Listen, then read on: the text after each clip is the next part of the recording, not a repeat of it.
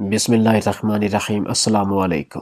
حامد میر کہتے ہیں کہ ڈاکٹر قدیر صاحب کے بارے میں چودھری شجاعت صاحب نے اپنی کتاب سچ تو یہ ہے میں لکھا ہے کہ ڈاکٹر قدیر صاحب کو بھی اریسٹ کیا گیا۔ پہلے تو ان پہ یہ الزام لگایا گیا کہ آپ نے فنڈ کی ایمبیزلمنٹ کی ہے۔ میں خود جا کر ملا ڈاکٹر صاحب سے کہ مشرف صاحب یہ بتا رہے ہیں مجھے کہ آپ نے ٹیکنالوجی چوری کی اور بیچی۔ ڈاکٹر عبدالقدیر خان نے کہا یار یہ فرنیچر میرے گھر کا دیکھ لو، یہ وہ فرنیچر ہے جو میری اہلیہ لے کر آئی تھی۔ میں نے ان کے گھر کو وزٹ کیا، ان کا گھر انتہائی سمپل تھا، پرانا سامان تھا، کوئی نیا سامان نہیں تھا۔ حامد میر کہتے ہیں کہ میں نے ذاتی طور پر وزٹ کیا، چاہے ان کا لباس دیکھ لیں، چاہے ان کا گھر دیکھا جائے، انتہائی سادہ تھا۔ پھر ڈاکٹر قدیر نے نامانکوں کے ساتھ کہا کہ یار اگر میں نے ملک کی کوئی چیز بیچنی ہی تھی تو میں کوئی کاروبار کرتا، اس سے پیسے بناتا۔ میں ملک سے غداری کیسے کر سکتا ہوں؟ میں نے 1 روپیہ بھی حرام طریقے سے ساری زندگی نہیں کمایا، نہ کبھی خواہش کی۔ میرے نام پر کوئی جائیداد نہیں، کوئی گاڑیاں بنگلے کچھ بھی نہیں ہے۔ آپ میرا سارا ریکارڈ چیک کر سکتے ہیں۔ چودھری صاحب کہتے ہیں دوبارہ پھر میں ان کے پاس گیا۔ جنرل صاحب کہتے ہیں آپ ٹی وی پہ کہہ دیں جنرل صاحب نے بڑا سین کریٹ کیا کہ ہم پہ بڑی تھریٹ ہے، یہ معافی مانگے۔ تو میں نے جب انہیں کہا کہ پاکستان خطرے میں ہے، آپ نے پاکستان پہ پہلے بھی ایک احسان کیا، انہوں نے کہا پاکستان کے لیے میری جان حاضر ہے۔ انہوں نے اپنی حرمت قربان کی یہ کنفیس کر کے، اور اس کے فوراً بعد ہی وہ arrested and important the isolation ہو گئے۔ آپ اندازہ لگائیں آئسولیشن میں ان کا کونسل تھا، میں شیخ احسن صاحب ہمارے ایک ایڈووکیٹ ہیں، اس پنڈی بار کے پریزیڈنٹ رہے ہیں، اور توفیق آصف صاحب، ہم تینوں ان کے کونسل تھے سپریم کورٹ میں، جس میں انہوں نے یہ درخواست کی کہ میں صرف یہ چاہتا ہوں کہ میری بیٹی اور نواسی جو میرے گھر کی پچھلی گلی میں رہتی ہیں وہ جب مجھے ملنا چاہیں تو مجھے مل لیا کریں، اور میرے عزیز و اقارب جو کراچی سے آتے ہیں ان کو ملایا جائے۔ پہلے دن تو چیف جسٹس عمر عطا بندیال صاحب نے بڑا کہا، انہوں نے کہا یہ نیشنل ہیرو ہے، یہ آپ سلوک کس کے ساتھ کر رہے ہیں؟ یہ کیا کر رہے ہیں؟ آپ ان کو باہر واک کرنے کے لیے نکلنے دیں اور دور سے سیکیورٹی پرووائڈ کریں۔ لیکن اگلی ڈیٹ میں انہیں بتا دیا گیا کہ بھائی آپ مداخلت نہ کریں۔ نیکسٹ ڈیٹ پہ وہ بیمار ہو گئے۔ ہم نے کہا سر ان کی تو کنڈیشن بڑی نازک ہے، آپ الاؤ کریں کہ فیملی وزٹ کریں۔ انہوں نے کہا نہیں، یہ ڈاکٹر فیصلہ کریں گے کہ کون وزٹ کرے گا۔ ہم نے کہا جی وہ پروٹوکول منگوائیں جو ان سے طے شدہ ہے کہ کہاں کہاں ڈاکٹر صاحب جا سکتے ہیں۔ حکومت نے وہ بھی پیش نہ کیا، اور الٹیمیٹلی ان کی اسی قید تنہائی میں اس محسن پاکستان کی ڈیتھ ہوئی۔ میرا جنرل صاحب سے، شمشاد صاحب سے سوال ہے کہ اس کا جنازہ تو آپ نے اٹینڈ نہ کیا، جو اسلام آباد میں جس کی ڈیتھ، جس کا جنازہ ہوا، کوئی جنرل جنازے پہ نہ گیا۔ اور عمران خان صاحب نے ایک ٹویٹ کی، وہ ٹویٹ آج بھی موجود ہے، جس میں عمران خان صاحب نے فرمایا کہ direct all the federal minister and service chief to attend the نماز جنازہ آف ڈاکٹر عبدالقدیر خان۔ لیکن وہ خان صاحب تو خود بھی کسی کا جنازہ نہیں پڑھتے، ان کے منسٹر میں سے بھی کسی نے جنازہ اٹینڈ نہ کیا۔ آپ اسلام آباد میں بیٹھے ہیں، بھائی بنی گالا میں، وہاں نماز جنازہ ہے ہیرو کا، نیشنل ہیرو تو وہ تھے۔ اور میں ان جنرل صاحب سے پوچھتا ہوں کہ آپ نے پروٹوکول تو اس کو نہ دیا، اسٹیٹ پروٹوکول تو اس کا حق تھا۔ آپ انڈیا میں دیکھیے ابو الکلام کی ڈیتھ ہو گئی، جو ان کا میزائل کا انجینئر تھا، جس کو انہوں نے صدر بنایا۔ صدر بنانے کے بعد جب اس کی ڈیتھ ہوئی تو جو نریندر مودی ہے اس نے اس کی ڈیڈ باڈی کے اوپر آ کر سجدہ کیا باقاعدہ، اور ساتھ اس کے تینوں سروسز چیف تھے، انہوں نے یہاں سے ڈیڈ باڈی روانہ کی، اور جب اس کی وہاں بریڈ ہونی تھی تینوں سروسز چیف وہاں پہنچے ہوئے تھے۔ پھر وزیر اعظم بھی وہاں پہنچا ان کے گاؤں میں، وہاں اس نے اپنی زیر نگرانی اس کی تدفین وغیرہ کروائی۔ انہوں نے کہا he was our national hero, اور وہاں ایئرپورٹ سے لے کر قبرستان تک لوگ ہی لوگ کھڑے ہوئے تھے۔ کیا یہ پروٹوکول حق نہیں تھا ڈاکٹر قدیر کا، جس نے ہمیں ایٹمی طاقت بنا دیا تھا؟ اس کو تو آپ نے آئسولیشن میں دفن کر دیا، اور کسی نے جنازہ تک اٹینڈ نہ کیا۔ قصہ مختصر یہ کہ یہ قوم ساری زندگی تا قیامت ڈاکٹر عبدالقدیر خان کا قرض کبھی نہیں اتار سکتی، اور جس نے ڈاکٹر عبدالقدیر خان اور ان کے عزیزوں کے ساتھ بے وفائی کی، انہیں پریشان کیا، ان قریب وہ اپنے انجام کو پہنچ جائیں گے، جیسا کہ جنرل پرویز مشرف پہنچ چکا ہے۔ جون 1992 کی تپتی ہوئی دوپہر میں ٹنڈو بہاول سندھ کے چھوٹے سے گاؤں میں ایک قیامت برپا ہو گئی۔ حاضر سروس میجر ارشد جمیل نے پاک فوج اور مقامی کسانوں کے دستے کے ساتھ چھاپا مارا اور بے گناہ لوگوں کو گاڑیوں میں بٹھا کر जामशोरों के नज़दीक दरियाए सिंध के किनारे ले जाकर इनको बेरहमी से कत्ल कर दिया। फौज ने इल्ज़ाम लगाया कि ये अफराद दहशत गर्द थे और इनका ताल्लुक भारत के रिसर्च एंड एनालिसिस विंग से था। ये भारत की तरफ से भेजे गए एक दहशत गर्द तंजीम का हिस्सा थे।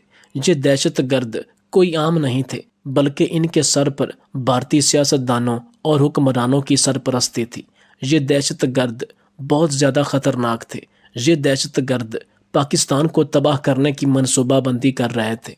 चूँकि उस वक्त सोशल मीडिया का दौर नहीं था, ना ही सोशल मीडिया पर बैठकर जंगें लड़ी जाती थी, बल्कि उस वक्त सिर्फ ताकतवर की आवाज़ बुलंद होती थी। यानी कि मीडिया पर ताकतवर का राज था। जो ताकतवर कहता था, मीडिया मालकान और दीगर तमाम इदारे इनकी तायद करते हुए इसे ही हरफ आखिर समझते थे। फौज ने इल्ज़ाम लगाया कि ये अफराद दहशत गर्द थे और इनका ताल्लुक भारत के रिसर्च एंड एनालिसिस विंग से था। ये पाकिस्तान को नुकसान पहुंचाने की साजिश कर रहे थे, लिहाजा हमने इन्हें इनके अंजाम तक पहुंचा दिया और पाकिस्तान को दुश्मन की तरफ से होने वाली एक बड़ी साजिश से बचा लिया। लाशें जब गांव आईं तो न सिर्फ गांव बल्कि पूरे इलाके में कोहराम मच गया। पूरा इलाका क़यामत सुगरा का मंजर पेश कर रहा था। हर आंख अश्कबार थी। हर माँ अपने बेटे की लाश पर मातम कर रही थी और इनके बयान दिल दहला देने वाले थे। अक्सर लोगों की तरफ से ये दर्दनाक वाक़या हो जाने के बाद खामोशी से मैयतों को दफनाने का मशवरा दिया गया, क्योंकि कातिल बहुत ताकतवर थे और किसानों का इनसे क्या मुकाबला था। जहाँ हर तरफ कोहराम मचा हुआ था, हर औरत की आंखों से आंसू निकल रहे थे। औरतें बुलंद आवाज़ में रोए जा रही थीं और मर्द हजरात भी रोए जा रहे थे। इस क़यामत खेज मंजर में एक औरत बिल्कुल खामोश खड़ी थी, जैसे कोई जिंदा लाश हो, जिसका नाम माई जंदो था। लोगों ने हैरानगी से माई जंदो को रोने के लिए कहा तो इसने वहशतनाक निगाहों से मैयतों की तरफ देखा और बोली, बस माई जंदो एक ही बार रोएगी जब बेटों के कातिल को फांसी के फंदे पर लटकता देखेगी। सब जानते थे कि ऐसा मुमकिन नहीं था, ऐसा कभी हो ही नहीं सकता, क्योंकि वो लोग बहुत ज़्यादा ताकतवर थे और पाकिस्तान की तारीख में आज तक ऐसा नहीं हुआ कि इन लोगों को इनके किए की सज़ा व जज़ा मिल सके। मगर जब जनाजे उठे तो माई जंदो ने सर की चादर कमर से बांधी और सीधी खड़ी होकर बेटों को अलविदा किया। मसला ये भी था कि यहाँ टंडो बहावल दरियाए सिंध के किनारे पर कत्ल होने वालों की वीडियो बनाने के लिए कोई मोबाइल कैमरा भी नहीं आया था। हालांकि अगर कभी कभार यहाँ कोई हादसा हो जाता, कोई एक्सीडेंट हो जाता या कोई दरिया में डूब कर मर जाता तो मीडिया वाले दौड़े आते। लेकिन इतना बड़ा सानिया हो जाने के बावजूद भी कोई एक शख्स भी कैमरा या मोबाइल लेकर इनकी वीडियो बनाने या इनकी फरियाद सुनने या हकीकत जानने या इनका दुख दर्द बांटने के लिए और इनकी आवाज़ को ऐवाने बाला तक पहुंचाने के लिए नहीं आया था। उल्टा टेलीविज़न पर यह खबर चली कि दुश्मन के एजेंट मारकर मुल्क को बड़े नुकसान से बचा लिया गया। अगर इन के एजेंटों का पता न चलता तो न जाने मुल्क में ये लोग क्या कोहराम बर्पा करते।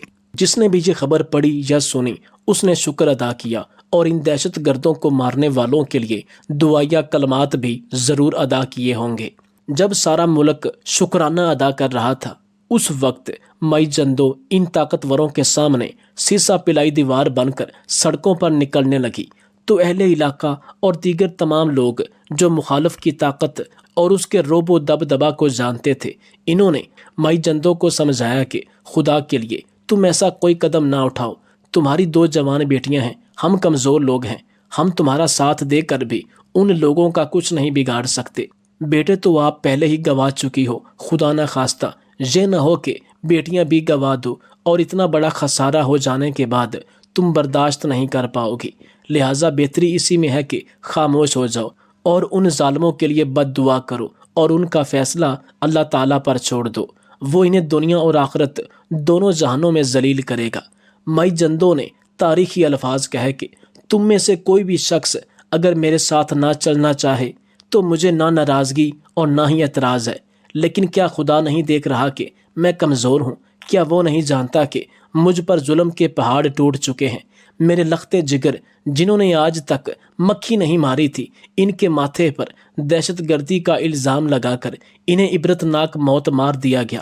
میرے معصوم پھولوں کو کس قدر بے دردی سے کچل دیا گیا، خدا نہیں جانتا کہ میں پھر بھی اس کا شکر ادا کرتے ہوئے استقامت اور صبر سے کام لیتے ہوئے آنکھ سے ایک اتھرو بھی نہ بہایا۔ میں خدا کی رضا میں راضی ہوں، لیکن جب تک میرے جسم میں خون کا آخری قطرہ ہے میں ان ظالموں کے خلاف آواز ضرور بلند کروں گی۔ میں ہر آخری حد تک جاؤں گی اور مجھے خدا پر یقین ہے کہ وہ مجھ بے سہارا کا سہارا ضرور بنے گا اور مجھے انصاف دلوائے گا۔ میں کیوں کر ہاتھ پہ ہاتھ رکھ کر گھر بیٹھ جاؤں؟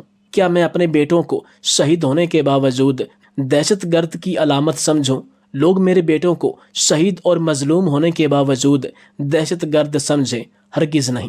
جو میرے بس میں ہے وہ میں ضرور کروں گی، آگے خدا کی مرضی، کیونکہ مجھے یقین ہے کہ خدا بے سہاروں کو اکیلا نہیں چھوڑتا۔ خدا ان کو آخرت میں ضرور پکڑے گا، ضرور ان کو ان کے کیے گئے ہر عمل کی عبرتناک سزا دے گا، لیکن اس دنیا میں بھی ان کو ان کے کیے کی سزا ملنی چاہیے، اور اس کے لیے میں آواز ضرور بلند کروں گی، چاہے میری بیٹیاں تو کیا، میری اپنی جان ہی کیوں نہ چلی جائے۔ میں ان طاقتوروں پر پتھر ضرور برساؤں گی۔ تب مئی جندوں نے احتجاجی چیخ ماری۔ اس چیخ نے پرنٹ میڈیا کی سماعتیں چیر کر رکھ دیں۔ مئی جندو بوڑھی تھی اور جسمانی لحاظ سے کمزور، مگر وہ 3 مقتولوں کی ماں تھی۔ اس نے اتنا بڑا جگرا کیا اور ماں سوائے خدا کی ذات کے کسی پر بھروسہ کیے اپنے کندھوں پر بندوق رکھ کر ظالموں کی طرف رخ کر لیا۔ اس نے اپنی 2 بیٹیوں کو ساتھ لے کر قاتلوں کے خلاف اعلان جنگ کر دیا۔ شروع میں جب مقامی لوگوں نے دیکھا تو افسوس کے سوا کچھ نہ کہا، کیونکہ وہ جانتے تھے کہ مائی جندوں کا یہ احتجاج کسی کام نہ آئے گا، کیونکہ اس کا مقابلہ اس وقت کے ملک کے فرعونوں سے تھا۔ خیر، سوشل میڈیا کی غیر موجودگی میں یہ جنگ جیتنا تو دور کی بات، اس جنگ کے لیے آواز اٹھانا بھی آسان نہ تھا، اور میڈیا پر کسی غریب کی آواز بلند ہونا یا کسی غریب کی آواز بننے کی کسی میں جرت نہیں تھی۔ مگر خدائے حق کے سہارے نقارے بج چکے تھے، کشتیاں جل چکی تھیں اور واپسی محال تھی۔ اخباروں اور صحافیوں کے ہمراہ مائی جندوں نے اپنی چیخ کو طاقتی مراکز کے سینوں میں گھونپ دیا۔ پہلی جھڑپ ختم ہوئی اور گرد چھٹی تو معلوم ہوا کہ قتل ہونے والے دہشت گرد نہیں تھے، بلکہ میجر ارشد جمیل کا ان کے ساتھ زرعی زمین کا جھگڑا تھا، یعنی میجر ارشد جمیل کا ان سے اس جگہ کی وجہ سے ذاتی انتقام و جھگڑا تھا، جس کی سزا میں انہیں قتل ہونا پڑا۔ یہ خبر جس بھی انسان کے کانوں تک پہنچی، جس نے اپنی آنکھوں سے دیکھی، اس کی آنکھیں بھی بے ساختہ نم ضرور ہوئی ہوں گی۔ جولائی 1992 کو جب مائی جندوں کی آواز ایوان بالا تک پہنچی تو جنرل آصف نواز نے نواز شریف سے ملاقات کی، جس میں یہ معاملہ زیر غور آیا، اور جنرل آصف نواز نے میجر ارشد جمیل کا کورٹ مارشل کرنے کا حکم دے دیا۔ اکتوبر کو فیلڈ جنرل کورٹ مارشل نے میجر ارشد جمیل کو سزائے موت اور اس کے ساتھ ملوث 13 فوجی اہلکاروں کو عمر قید کی سزا سنائی۔ سپہ سالار نے رحم کی اپیل 14 ستمبر 1993 کو مسترد کر دی۔ اس کے بعد رحم کی اپیل صدر فاروق لغاری سے کی گئی، جو 31 جولائی 1995 کو مسترد ہوئی، لیکن سزا پر عمل درآمد روک دیا گیا۔ میجر کے بھائی کی اپیل پر سپریم کورٹ کے جج سعید الزماں صدیقی نے حکم امتناع جاری کیا اور سزا روک دی۔ سزائے موت پر عمل نہ ہونے پر 11 ستمبر 1996 کو مائی جندو پھر میدان میں نکلی اور ایوان بالا تک سرخ کھولتی آنکھوں سے دل برداشتہ ہو کر ایک نئے جوش کے ساتھ اپنی آواز بلند کی کہ میں اس وقت تک چین کا سانس نہیں لوں گی جب تک میرے بیٹے کے قاتلوں کو ان کے کیے گئے جرم کی سزا نہیں مل جاتی، کوئی کسی بھول میں نہ رہے۔ جب تک میں اپنی آنکھوں سے اپنے بیٹوں کے قاتلوں کو پھانسی پر لٹکتے نہیں دیکھوں گی، میں نہ خود سکون سے بیٹھوں گی اور نہ ایوان بالا کو سکون سے بیٹھنے دوں گی۔ میں ہر ڈگر پر چلتے ہوئے اپنے بیٹوں کے قاتلوں کو ان کے انجام تک پہنچا کر دم لوں گی۔ اسی دوران دوبارہ پھر سے اہل علاقہ کے ذریعے مائی جندوں تک دھمکیاں پہنچائی گئیں کہ تمہیں اور تمہاری بیٹیوں کو اغوا کر لیا جائے گا، قتل کر دیا جائے گا، فلاں ہو جائے گا۔ لیکن مائی جندوں نے کہا جو قسمت میں لکھا ہے وہ ہو کر رہے گا۔ بغیر کسی کی پرواہ کیے مائی جندو پھر میدان میں نکلی تو اس کی 2 بیٹیوں نے حیدرآباد پریس کلب کے سامنے تیل چھڑک کر خود کو آگ لگا کر جان دے دی۔ ملک میں ایک بار پھر کوہرام مچ گیا، احتجاج ہونا شروع ہو گئے۔ مائی جندو ایک بڑی ریلی نکالنے کا اعلان کر چکی تھی۔ ہر طرف سے بری خبریں آ رہی تھیں۔ ملک کے ایک ادنا سے لے کر بڑے سے بڑے افسر تک سب حیران و پریشان ہو چکے تھے کہ حالات کس جانب کو جا رہے ہیں، کیونکہ یہ بھڑکتی ہوئی آگ ایک چھوٹی سی جگہ سے شروع ہو کر کہیں پورے ملک کو اپنی لپیٹ میں نہ لے لے، کیونکہ یہ کوئی بھی نہیں سوچ سکتا تھا کہ ایک چھوٹے سے قبیلے میں لگائی گئی آگ اتنا بڑا شعلہ بن کر ابھرے گی کہ پورے ملک کو اپنی لپیٹ میں لے سکتی ہے، پورے ملک پر اس کے اثرات جا سکتے ہیں۔ بالآخر 28 اکتوبر 1996 کو طاقت کی دیواریں مائی جندو کے مسلسل دھکوں کے سامنے ڈھیر ہو گئیں۔ اس کی دعائیں رنگ لے آئیں، اس کا احتجاج اپنے مقصد کو پہنچ چکا تھا اور آخرکار حیدرآباد سینٹرل جیل میں مائی جندو کو لایا گیا۔ سامنے تختہ دار پر اس کے گاؤں کے 9 بیٹوں کا قاتل میجر ارشد جمیل کھڑا تھا۔ تختہ دار کھینچا گیا اور قاتل میجر ارشد جمیل کا جسم جھول گیا۔ سامنے کھڑی مائی جندو کی بوڑھی مگر زور آور آنکھ سے ایک اشک نکلا جو اس کے رخسار کی جھریوں میں تحلیل ہو گیا۔ مائی جندو نے سجدہ شکر ادا کیا اور پوری دنیا کے غریب مظلوم لوگوں تک اپنے عمل سے جیتی جاگتی مثال قائم کرتے ہوئے یہ پیغام پہنچایا کہ جب آپ پر کوئی بھی شخص ظلم کرے، کوئی بھی طاقتور آپ پر بیجا ظلم و زیادتی کرے، آپ کو دبانے کی کوشش کرے، تو اگر اس وقت آپ ظالم کے سامنے بجائے مظلوم بننے کے کھڑے ہو جائیں، اس کی آواز سے زیادہ اونچی آواز میں چیخیں، تو اللہ تعالیٰ آپ کی مدد ضرور کرے گا۔ اور جب آپ حق پر ہوں اور کوئی بھی آپ کا ساتھ دے یا نہ دے، کوئی بھی شخص آپ کی آواز بنے یا نہ بنے، اس سے رتی برابر بھی فرق نہیں پڑتا، کیونکہ آپ نے اپنی جنگ خود اکیلے لڑنا ہے، چاہے آپ کے سامنے دنیا کی بڑی سے بڑی طاقت، کوئی بڑا سے بڑا فرعون ہی کیوں نہ کھڑا ہو، کیونکہ جنگ جب لازم ہو تو مد مقابل نہیں دیکھا جاتا، اور اگر اس وقت کمزور اپنے حق پر ہوتے ہوئے ڈٹ جائے تو اللہ تعالیٰ اس کو فتح سے ہمکنار ضرور کرتا ہے، کیونکہ اس میں کوئی دو رائے نہیں کہ خدا بھی آپ کی مدد تب ہی کرے گا جب آپ اپنے حق کے لیے آواز اٹھائیں گے، اپنے حق کے لیے نکلیں گے۔ مائی جندو نے یہ ثابت کر دیا کہ بڑے قافلے ہونے کی ضرورت نہیں، لوگوں کی بھیڑ اور بڑا ہجوم اکٹھا کرنے کی ضرورت نہیں ہے۔ حق پر ہوتے ہوئے اگر آپ تنہا بھی نکل جائیں گے تو قافلے خود بخود بنتے جائیں گے، کیونکہ یہ تو ہو ہی نہیں سکتا کہ آپ رات سے لڑائی کرتے رہیں اور سویرا نہ ہو، اور آخر میں حقیقی ماں اور حق کی صدا دینے والی، ظالم کے سامنے سیسا پلائی دیوار بننے والی، ظالم کو اس کے انجام تک پہنچانے والی اس ماں مائی جندو ہمت، حوصلہ، عزم کی مثال مائی جندو کو دنیا کے تمام کمزور اور مظلوم سلام کرتے ہیں، جس نے اپنے سے کروڑہ گنا طاقتور فرعون کے منہ پر ایسا تمانچہ مارا جو قیامت تک یاد رکھا جائے گا۔